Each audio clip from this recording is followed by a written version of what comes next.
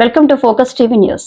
మహబూబాబాద్ జిల్లా తొర్రూరు మండలంలోని కంటయ్యపాలెం గ్రామంలో అర్హులైన నిరుపేదలను గుర్తించి ఇందిరమ్మ ఇళ్లను కేటాయించడం జరిగింది అని కాంగ్రెస్ పార్టీ గ్రామ అధ్యక్షులు ముఖాటి వెంకన్న అన్నారు.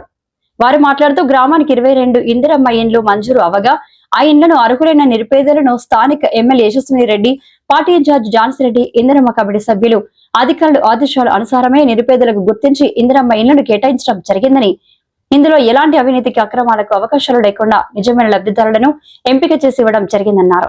గ్రామంలో ఉన్నటువంటి కొంతమంది కావాలని గ్రామానికి చెందిన ఓ మహిళను నా ఇంటిపైకి పంపించి ఆమెతో తిట్టిపించారని పేర్కొంటూ ఇందిరమ్మ ఇంటి కోసం ఆమె దరఖాస్తు చేసుకున్నది వాస్తవమేనని, ఆమె గతంలో ఇందిరమ్మ ఇల్లు పొందడంతో రెండోసారి ఇల్లు రాకపోవడంతో దానికి కారణం నేనేనని అనడం సమంజసం కాదని, ఒక మీడియా ఛానల్ వారు నేను ఆ మహిళను అవమానపరిచినట్లు, ఆమెను తిట్టినట్లు ప్రసారం చేయడం సరైన పద్ధతి కాదని, ఇప్పటికైనా మీడియా మిత్రులు వాస్తవాలను తెలుసుకొని రాస్తే నేను స్వాగతిస్తారని అన్నారు.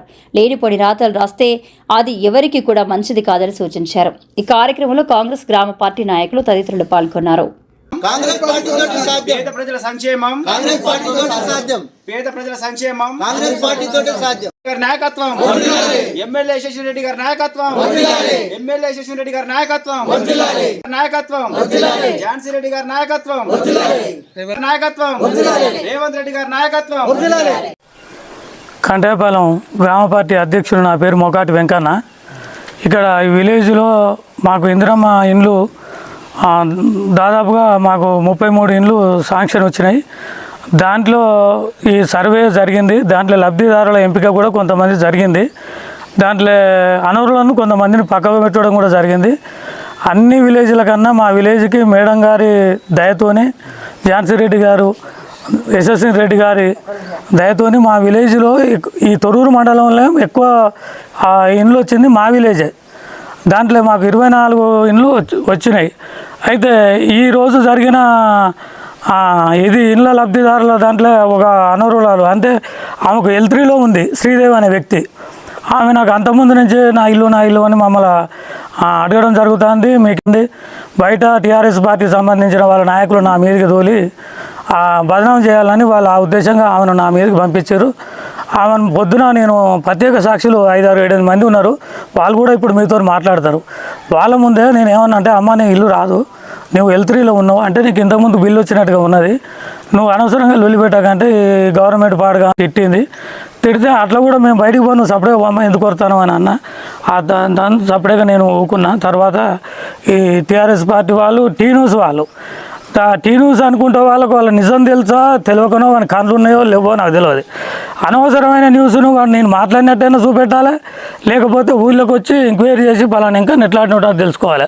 వాడు అనవసరమైన టీ న్యూస్ వాడు ఏదో నన్ను బదనాం చెప్తానికి దీన్ని పబ్లిక్ చేయడం జరిగింది.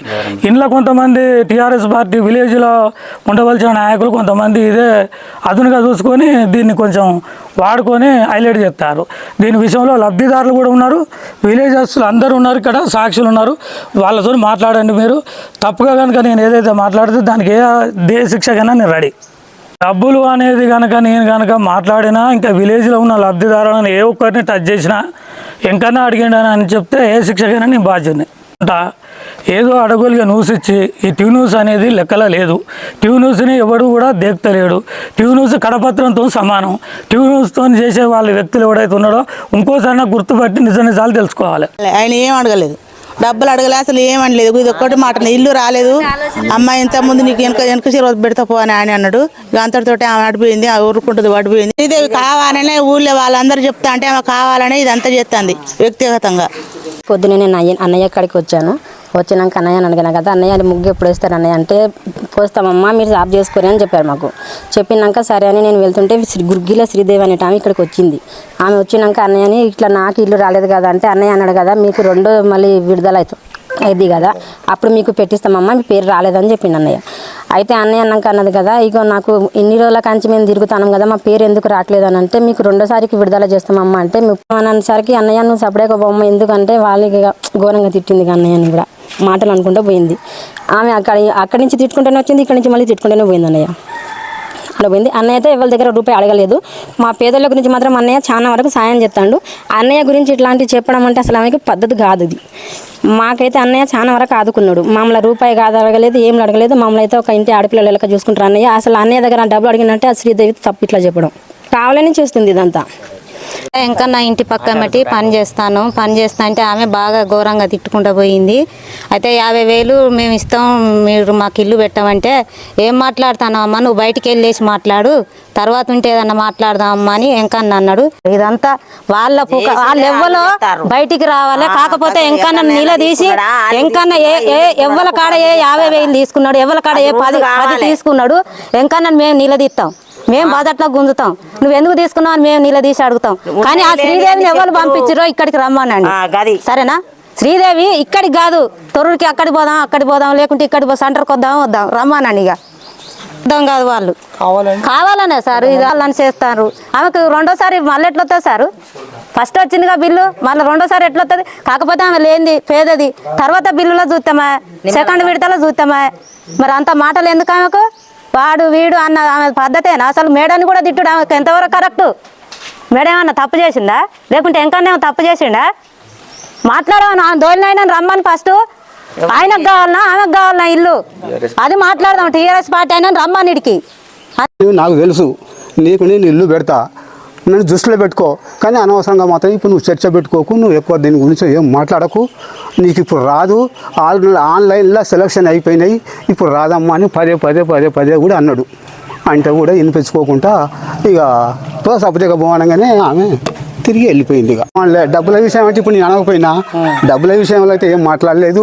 సరే ఇక నన్ను ఎట్లా అనుకుంటారో ఏమనుకుంటారో, సరే నేను ఊరుకు సరే సాయం చేస్తానో ఏం చేస్తానో నాకే తెలియకుంటున్నది. ఈ పరిస్థితి ఇట్లా ఉన్నది.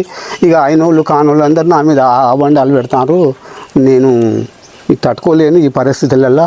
కాకపోతే మీరు ఎక్కడన్నా ఫిర్యాదు కానీ మీరు ఏమన్నా చేసుకోండి, కానీ నేను పెడతానని మాత్రం నా మీద మీరు అబండాలు పెట్టొద్దు. పెడితే మాత్రం అది కరెక్ట్ కాదు, అది పద్ధతి కాదు, అది వ్యవహారం కూడా కాదు. ఇక మరి నేను మనిషికి నేను ఇట్లా చెప్పాలంటే వచ్చిన 26 ఇండ్లు, 26 ఇండ్లలో పేదోళ్ళు ఎవరో బక్కోళ్ళు ఎవరో వాళ్ళు డిసైడ్ చేసారు, అధికారులు వచ్చారు, ముగ్గులు పూసి టైం కూడా వచ్చింది.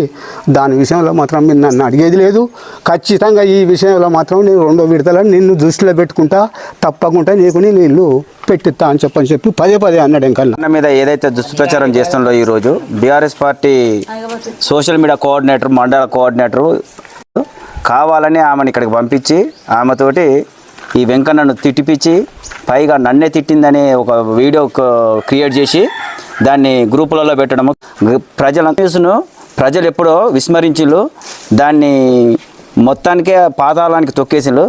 ఆ న్యూస్ చెప్పేది మొత్తం బూటకపు న్యూస్. అది చాలక ఇంకా ప్రజల్లోకి ఏదో తీసుకుపోవాలని చెప్తున్నారు. ప్రజలు అందరూ గమనిస్తూ ఉన్నారు. ఏ ప్రభుత్వం ఇలాంటిది, ఏ ప్రభుత్వం ప్రజల ప్రభుత్వము, ఏ ప్రభుత్వము ప్రజా సంక్షేమానికి దోహదపడే ప్రభుత్వం అనేది.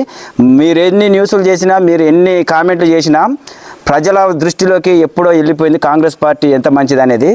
ఎర్రంరాజు అనే వ్యక్తి గత ప్రభుత్వంలో, వాళ్ళ బీఆర్ఎస్ ప్రభుత్వంలో డబుల్ బెడ్రూమ్లు ఇండ్లు శాంక్షన్ అయినప్పుడు ఇక్కడ ఉన్నటువంటి పేదలను గుర్తించి ఇల్లు ఇవ్వాలంటే లేదు మా ప్రభుత్వం నేను తీసుకున్నాకనే ఎవరికైనా ఇవ్వాలి అని గ్రామసభ పెట్టినా కూడా గ్రామసభను తిరస్కరించి తను డ్రా లేకుండా తను ఇష్టం వచ్చిన ఇల్లు ఏరుకున్న తర్వాతకి కొంతమందిని డ్రా తీసి ఇవ్వడం జరిగింది. తదనంతరం తనకు అంతకుముందు ఒక గవర్నమెంట్ ల్యాండ్ ఆపుకున్నారు. ఒక బీసీ కాలనీ ఉంది ఒకటి, కొత్త కాలనీలో అందరూ పేద ప్రజలు చాలామంది ఇల్లు ఆపుకున్నారు. అలా రాజు కూడా ఇల్లు జాగా ఆపుకున్నాడు. నీకు ఇల్లు జాగా ఉంది కదా అని మేము అందరం ప్రశ్నిస్తే, నా జాగా ఇంకోవరికి ఇస్తా, రాని వాళ్ళకి ఇస్తా, ఈ బెడ్రూమ్ మాత్రం నేను తీసుకుంటా అన్నాడు, డబుల్ బెడ్రూమ్. అది తీసుకున్నాడు. ఈ జాగా మళ్ళీ వేరే పర్సన్కి 35,000కి అమ్ముకున్నాడు.